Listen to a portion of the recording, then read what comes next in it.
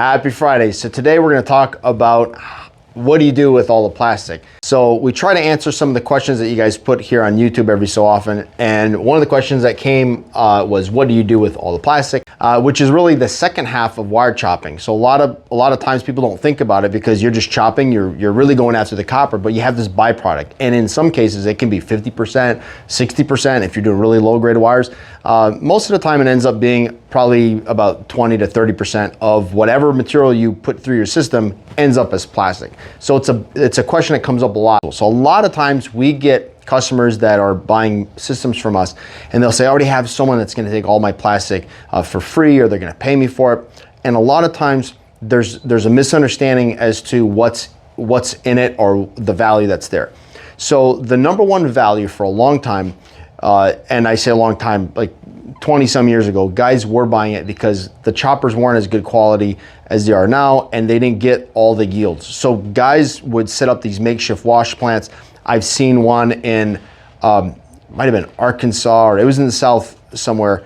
And I saw this, I mean, it was in the middle of nowhere.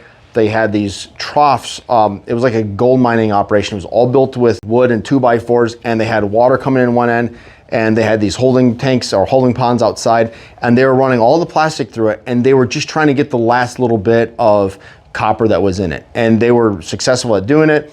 A lot of time and effort goes into making these videos, and the real goal is to get you guys as much information as possible. So if for some reason there's some information or some questions that are unanswered still, put them in the comments below. I'll try my best to answer every question. And if you want a quote on any of the equipment, the link is in the description below. Thank you. But that's where the material was going. That's where people thought, hey, there's some value because there was still some copper left in.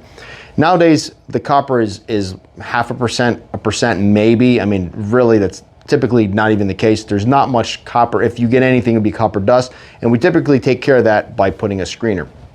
That's a story for another day. But this plastic itself doesn't have much value because it's mainly PVC. On top of the PVC, there's a like THHN, for example, there's a clear coating to make it easier to pull through a pipe, and that coating is nylon. So now you have nylon, you have PVC. PVC doesn't like to be remelted to begin with, and it puts off polyvinyl chloride gas or some sort like. And now you have these plastics that are not the same melt rate, temperature, all mixed together. So there's a few things that you can do.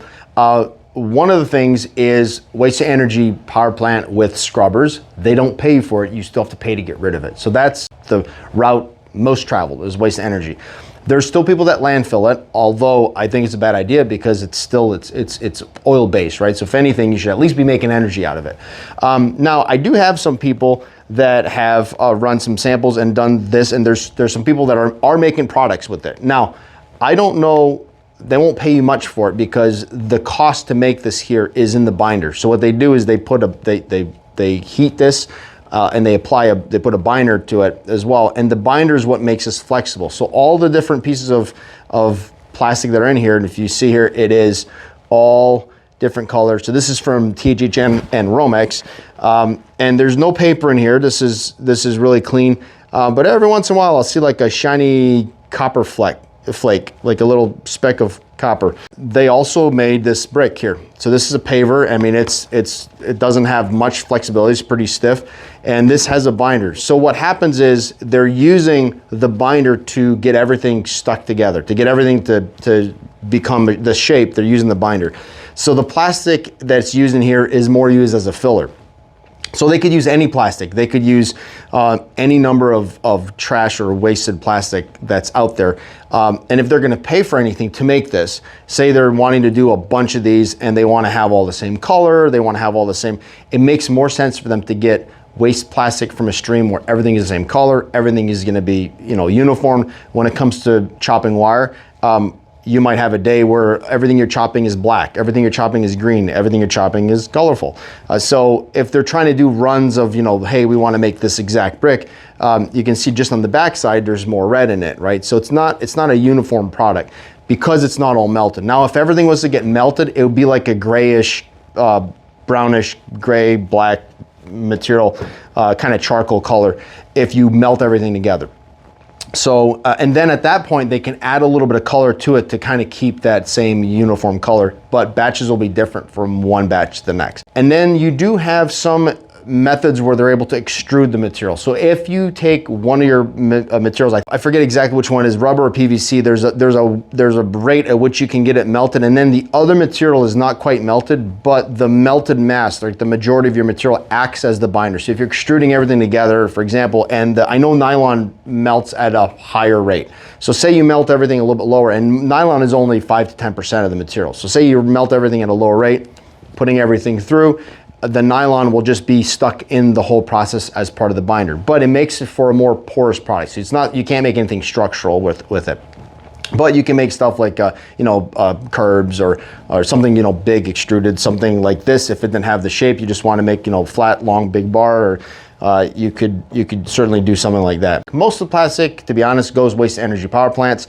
The balance probably goes to landfill. A lot of customers have cheap landfills in their state. In our state, landfills are not cheap. Connecticut is very expensive. So in Europe, this is something that's very much done a lot over there. In Europe, they've actually been going through wet separators, and Metal Marketing is one of our partners over there. They supply wet separators to companies that specialize in this. They do industrial flooring. So that's one of the things that they use this for in Europe. But keep in mind, in Europe, the plastic types in the wire are much different than here. So you have a lot more uniformity in the types of materials that's used in the plastic. So the one problem we have here is we have such a high range from PVC to polyethylene to nylon and everything else in between. So that is one thing to keep in mind.